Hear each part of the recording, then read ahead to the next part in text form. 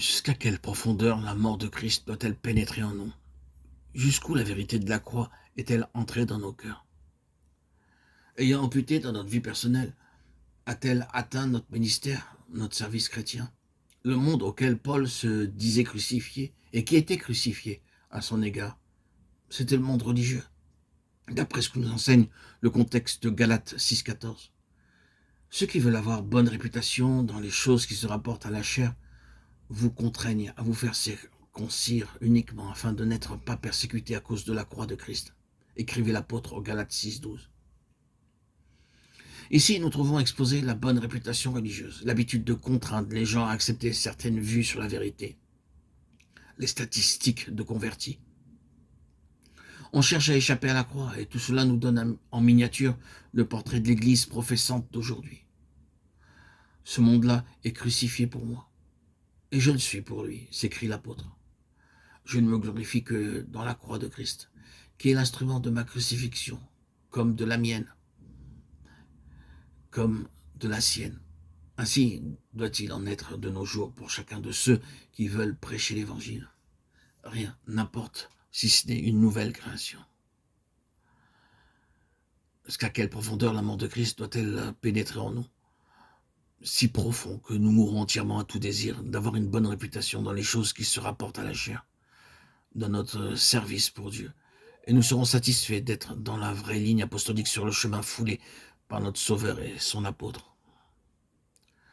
Ce merveilleux message de la croix nous conduit de profondeur en profondeur.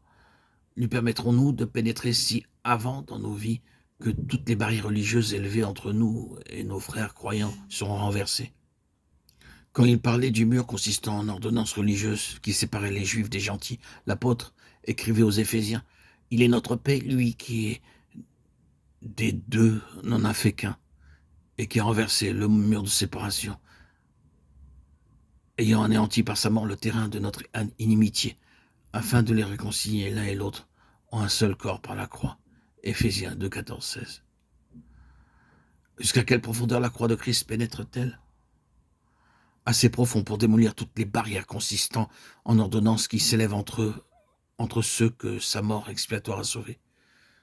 Qu'a donc accompli la croix en faveur du juif et des païens, et les a mis à mort l'un et l'autre, afin que des deux puisse naître un nouvel homme, ni juif ni païen, mais chrétien. En Christ, écrit l'apôtre, il n'y a ni juif ni grec, mais Christ est tout et en tous. Colossiens 3, 11. À quelle profondeur la mort du Christ doit-elle pénétrer en nous? Ah, frères et sœurs, chers amis, des profondeurs insondables du calvaire, capables de sonder les abîmes sans fond de l'âme humaine, ne pourront jamais être épuisés. 2 Corinthiens 4, 10, 12 et 13, 4 ouvrent des possibilités infinies aux profondeurs de la croix. De là, la vie de Jésus elle-même entre à flot et s'écoule avec une puissance sans limite par la vie de ceux qui permettent à l'Esprit de Dieu de creuser de profonds canaux dans leur être intérieur. Là aussi, la faiblesse humaine est puissamment énergisée par l'action de la force divine. Chers amis, auditeurs, auditrices bien-aimés, puissions-nous consentir à accepter et à réaliser tout ce que la croix représente, afin que nous soyons rendus capables de connaître la puissance de la résurrection de Christ, étant rendus conformes à lui dans sa mort. Philippiens 3, 10.